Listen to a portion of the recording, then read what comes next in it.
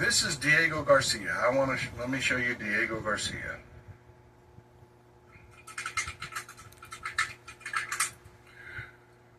This is Diego Garcia. This tiny little atoll right here. Let me back out.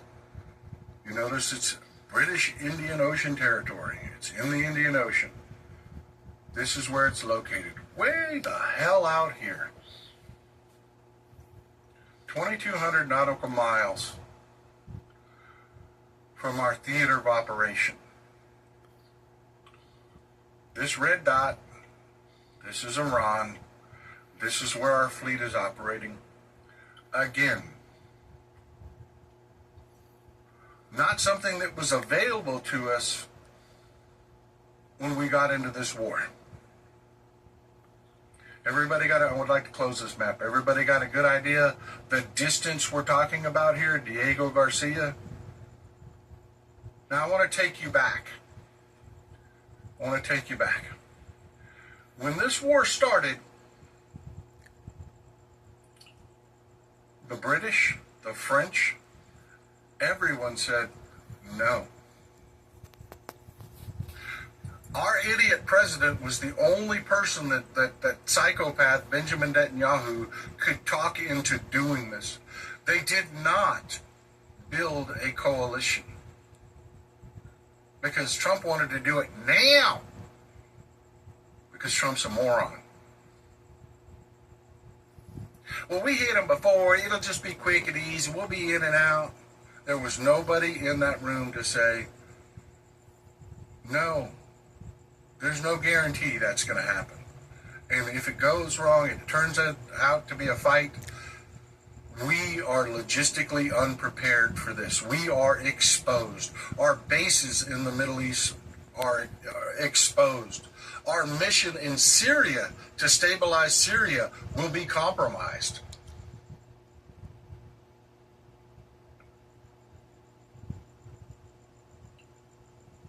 There was no one in the room left.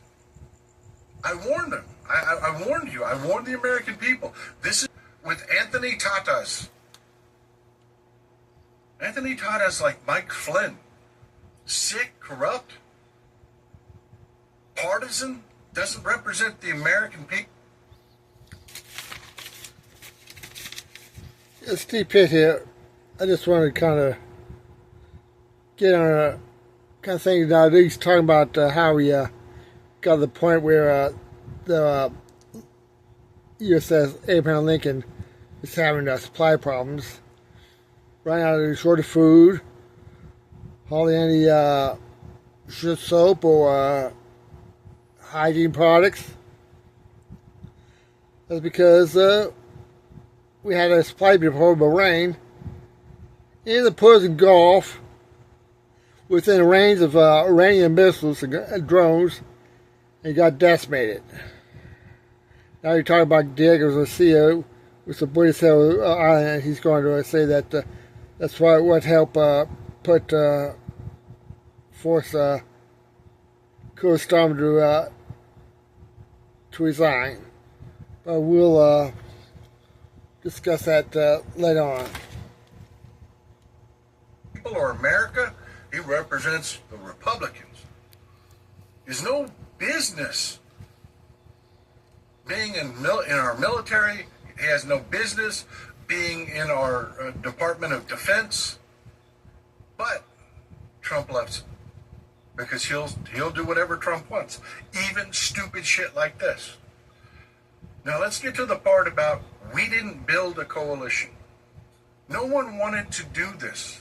No one could afford another war. Everyone else had leadership that would stand up and say, don't do this. One, it's just Benjamin Netanyahu trying to steal land, and we're not going to do that for Israel. And two, it's dumb. We're not going to commit ourselves to this. We're not going to do it. This is how it started. This is Keir Starmer addressing Parliament when this first started. My position on the Iran war has been clear from the start. We're not going to get dragged into this war. It is not our war. And a lot of pressure has been applied to me to take a different course. And that pressure included what happened last night. I'm not going to change my mind. I'm not going to yield. It is not in our national interest to join this war, and we will not do so. I know where I stand. You remember Trump had an absolute meltdown when that happened. When Keir Starmer was saying that, Iran was destroying Bahrain. Iran was destroying our base in Bahrain.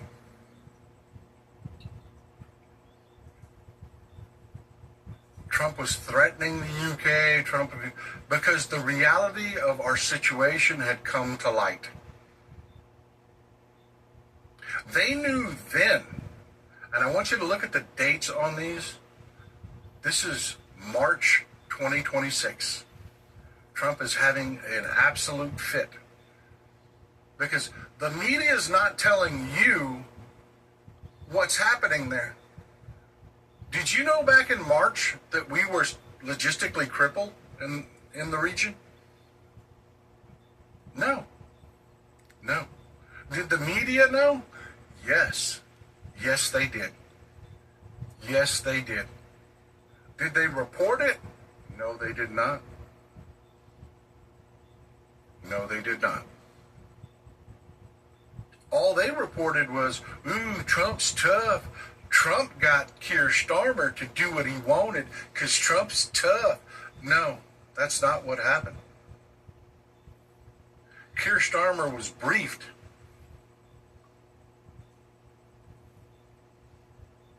on the nightmare that this had just become. Keir Starmer was briefed on how badly our bases were crippled.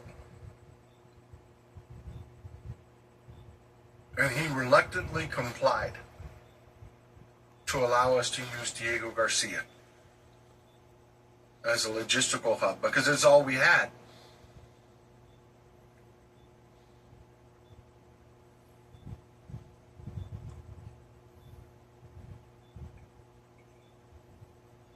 It cost him. It cost him. Is it why this happened?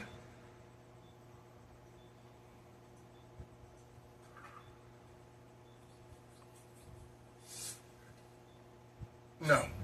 No. It is not the whole reason that Keir Starmer lost his job.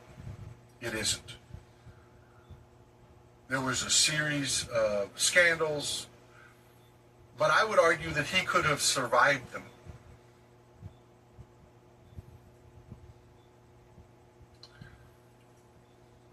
But that capitulation to Trump, remember, that was March when they made the decision to capitulate because we were logistically screwed. We were facing loss in this battle.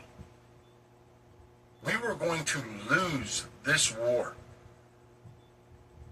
Not just tap out. We were going to lose. And UK understood what that meant geopolitically.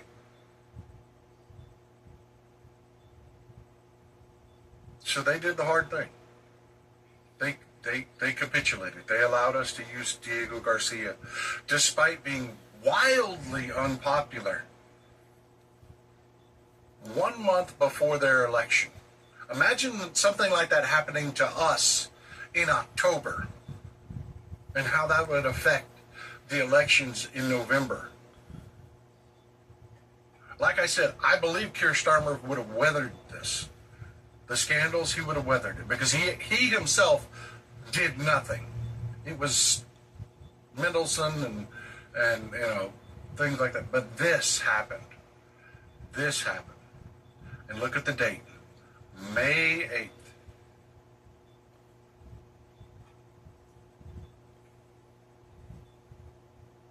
Support for the war in Iran was wild. It was almost 80%. Opposition, pardon me, to the war in Iran was.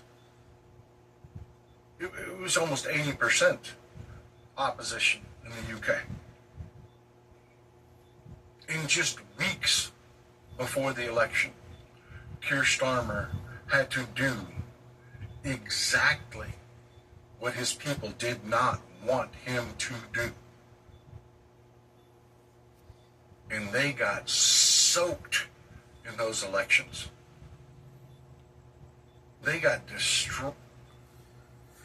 I may have to disagree with you there about, but I've been looking into it and trying to see that it was, if that's actually happened.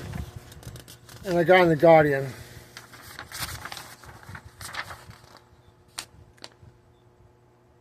The only offensive doorbell is why Keir Starmer is so unpopular.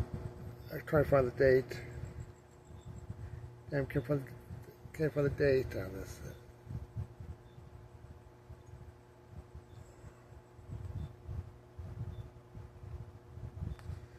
Yeah, another confusing, chaotic piece for a British politician. There's one thing that just everything can agree on. Keir Starmer is unpopular. Very, very unpopular.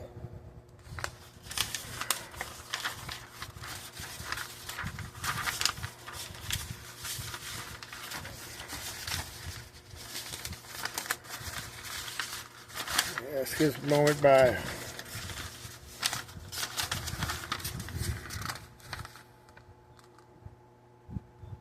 It's the favorite viewing rate is different between those who have a generally positive or negative view of the Prime Minister has been, depending on the poll, to anything from negative 50 to negative 57.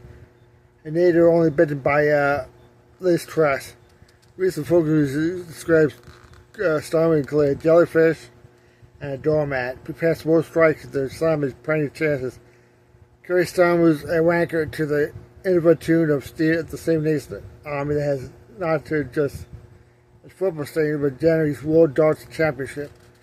Political world increased the autonomized affair and fueled by its social media open dislikes its promotes more common than in the past. The slightly more complex question is why, yes, Labour is flagging in the party, but the party still scored better than Conservatives, Liberal Democrats, and the Greens, whose leaders are, by contrast, only mildly disliked. Didn't mention anything about the reform.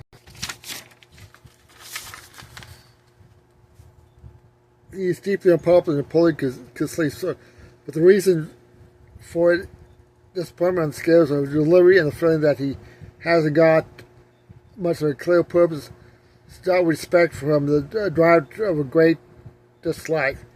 MPs who routinely hear political views from local people have a variety of theories. One from the opposite party believed that it could be part of a herd, which no one should be the one that defends them. Once the view is the use of this, don't come back.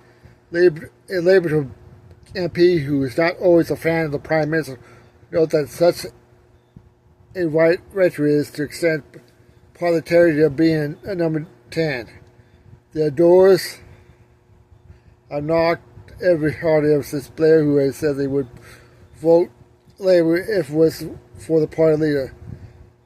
There are, however, some recurring themes. Apparently, the idea that voters on several Labour's bold promises of change have not been delivered.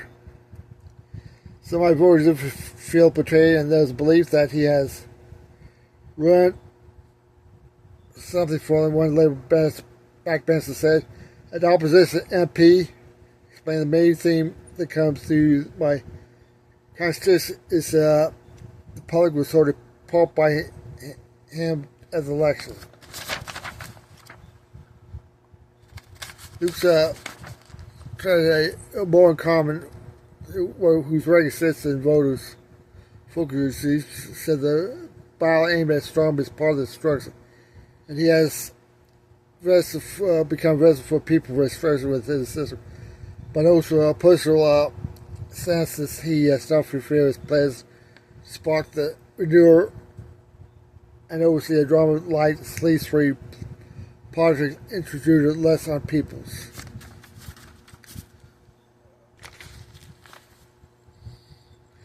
Gibbons seems slightly unobvious to have such a nasty score for a leader who's even critical voters might seem chimera who those who have worked with Stone generally portray him as a decent, caring, if very tough and focused at the same time. The raw disapproval figure, at least as explains, he just tends to be viewed familiarly by supporters of the own party, and Starmer is not. He has it's number 10 with an unassumingly strong backing from 2024 Labour voters, but this has seemingly the result of government blunders and policy framers tend to be more to chase reform than engage with the base.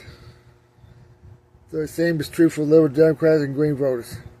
Even so, YouGov has a policy and elects any wills, sees the leap from the polling figures so outright risks of dislike can be difficult to explain. People thought Sonny did a terrible job, but there wasn't that deep personal element to get something with Starmer, he said. Hey, Steve Pipt here. Back again. So let's go on about the thing about years. Reform, restore are both hard right and poisoner, but the difference could be their undoing. It's not to divide them both. Understand that personal and ideological diversion is essential, taking back the ground they now occupied. For all the claims to be mold-breaking politicians, the few United Guys of Farage and Rupert Lowe's are in many ways predictable and traditional right-wingers. Two wealthy white men in the 60s from southern England with private education and previous career in the city. They once members of the Conservative Party before, like many of the Democrats, decided it was not anti-EU enough. Out of the mix of the dissatisfaction and privilege emerged the nationalistic, socially conservative politics, which has dominated much the past decade, shaping both British and influenced Labour and Tories. Despite the ever-clear fear of his flagship policy, Brexit. Some of the intensity of the civil war of the right, which has erupted lows at the resumed UK dispute the second time last year, and then set up his own populist party. Restore Britain in February is down the smallest difference between the two leaders and the parties. Fares and lows are both aggressive, digitally enabled communicators, which sometimes dressed like old-fashioned country squires, saying they want to disrupt and preserve and draw the same pool of activists, strategists, and policy ideas. Both parties' website feature a demographic of passengers and jets taking off and a pledge to deport many migrants. The broader says to Farage and Lowe's to population purge, tougher policies and promotion of Christian areas and targeting patrons, the removal of the red tape and environmental targets, and the elevation of the self-reliant entrepreneurs. So most of this was old right-wing recipe. Excuse me. Dating back at least for France in the 1950s, where they had Pierre Bourdieu in France. So many beautiful journalists and mainstream politicians have been surprised and often memorized by the return of the right-wing population. It says as much about the group of politicians' history as it does as Farage and Lowe's. For the post more than 30 years, Farage has benefited from that anchors and presented himself and his various electoral vehicles is now novel and daring idea of the powerful backers. Yet now Lowe's new prominence threatens that comfortable position by offering rival political product, and also a damaging critique of the form. What is it? Last month, Lowe's described Ferris as a man's opposition in the Spectator.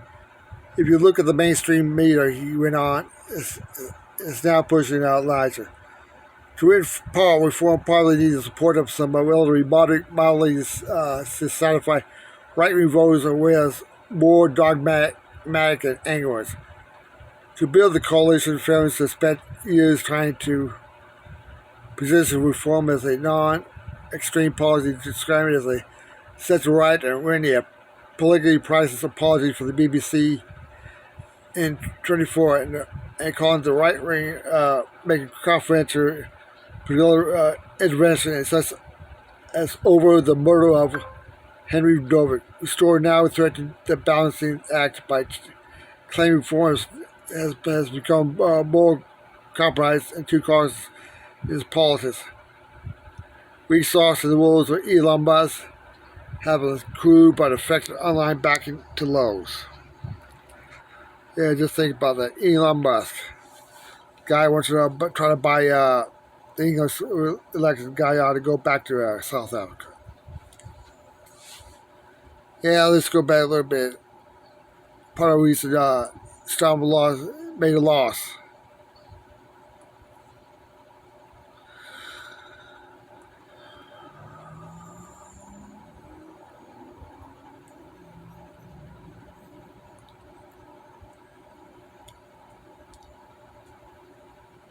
Yeah, go ahead and pause it so you can read it. Okay, here we go. What to know about British elections? The Hammer Starmer's Labour Party.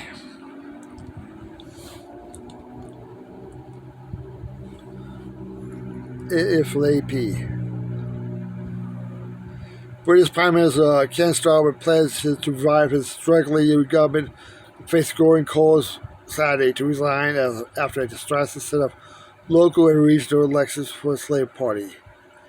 As the final result came in Saturday, Labour suffered from the net loss of more than 1,100 local council seats across the lost control of several local authorities it had held for decades and was booted from power in Wales after 27 years. Anti-immigration party reform UK gained over 1,300 seats across England and made significant gains in legislative election in Scotland. Starmer is on borrowed time. Starmer insisted he would not walk away in pleasant country chaos. Right wing is now to rebuild and show the path forward. Starmer said Saturday that's what we'll do in the coming days. Starmer expressed support, but none of the high-profile politicians considered potentially side challenge and make the move against him. His health secretary, Rick Straighty, a former deputy minister Angela Rayner, and Greater Manchester Mayor Andy Barham have kept quiet so far. But the normal level is the Prime Minister set a timetable for his departure this year. British politics allows policy challenge victory without need for a new election. There has to be a time to legislative apply bets toward the BBC. No legal Tony Vaughan said there should be an ordinary transition, no leadership. Labour lawmakers Catherine West sees when party leader if the cabinet moves Starmer. Though she acknowledged he had nowhere near the support of anyone colleagues needed to force it. Starmer tried to donate change on Saturday and bring back two figures from the past Labour government. He made former Prime Minister Gordon Brown a special envoy to global finance and appointed the party's ex-deputy leaders Harriet Harman and advised on the women's goals. Yeah, like that's what I wrote. Reform UK is on the rise. Yeah, election was a breakthrough for reform. The latest far-right party led the retro-national politician Nigel Farage, running on an anti-establishment, anti-immigration method, once hundreds of local county seats in a working class area in England, such as Sutherland, which was Sal Labour could for decades, and Conservatives in the area like country of East London increased its voting share in Wales and Scotland, new territory due to Frankfurt. Farage says the result marked a historic change in British politics. He said he's confident the voters will come to us not during a short-term project. Reform currently holds just 8 of the 600 seats in the House of Commons, and it's unclear whether or not he can repeat the success in the next election. In the Greece and United Kingdom, the election produced 7 autonomous administrations in Scotland and Wales led by party voted for independence and the breaking up of the United Kingdom, though neither of the party on the front part, the Scottish National Party, which governed Edinburgh since 2007, ran on another term but fell shortly on majority, meaning the independence referendum is unlikely. Labour and Reform tied to a distant second place. Plaid Cymru Party of Wales, one of the most seats in the Cardiff-based legislature, Syned. The party was at the business for Wales to leave the UK, but there are no plans to do anytime soon. Fell short of majority, but would likely to form a new government. Reform came second, and Labour just third in one of the most historic heartlands, with outgoing Minister Elizabeth Morgan losing his seats. The economy is the biggest part. The economy lies in the heart of Labour's troubles, as it does for many economists. Since ending of 14 years of conservative rules roiled by austerity and the COVID-19 pandemic, Labour struggles to ease the cost of living and jump a high sluggish economy. Against the tough economic backdrop of war in the Ukraine and most recently Iran, Starmer has supported with attempt to cut welfare spending, some of which were reversed after Labour's revolt. Some of Labour says the government achievement, including the protection for renters and higher minimum rates, are going to unnoticed. Many blame Storm for uprising leader distracted by scandals, including his strategist report Peter Malleson, a scandal and tarnished friend of Jeffrey Epstein, as British ambassador to Washington. But Stephen Harton, an outgoing leader of British Council of Northern England, the Labour Laws Reform, said the problem goes deeper than the Prime Minister. This is coming for 30 years around the country, and post-industrial communities, coastal communities, has been left behind. You can change the Prime Minister all day long, but if you don't change the policy, it's not going to change.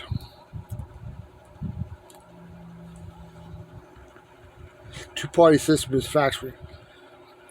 The results reflects a fragmentation of UK politics after decades of domination by Labour and Conservative Party, which also suffered major loss to the election officer voters. A rainbow of choice, including a centrist Liberal Democrats and national parties in Scotland and Wales. But the big winner is the populist insurgents. Reform UK and the Green Party, whose focus has expanded from the environment to social justice and the Palestinian cause under the self-described eco-policies leader Jack Pulaski. Greens won hundreds of council seats from Labour in urban centres and university towns and took control of several local authorities. Tony Travers, a professor of government at the London School of Economics, says, "We just saw the next election due by 2029 won't produce a majority for any party.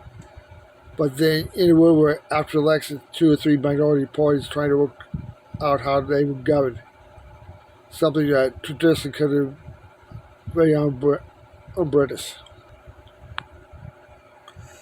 No, Texas poll. It's not the Starmer kind during a little help to the Trump regime. It's all the economic policies that have not been taken care of. Of course, Labour, Jeremy Corbyn got kicked out, This bill campaigned by the pro-Israel factions, labeling him an anti-Semitic. And then you have the big anti-immigrant sentiments in the UK. Heck, in Northern Ireland, a bunch of hooligans try to butt out some immigrants' families. No, the former is just going to be like the maggots we have in the United States. So this is what we're up against. Steve Penn sign out, and you have a good day. Enjoy the cities in your country. Bye.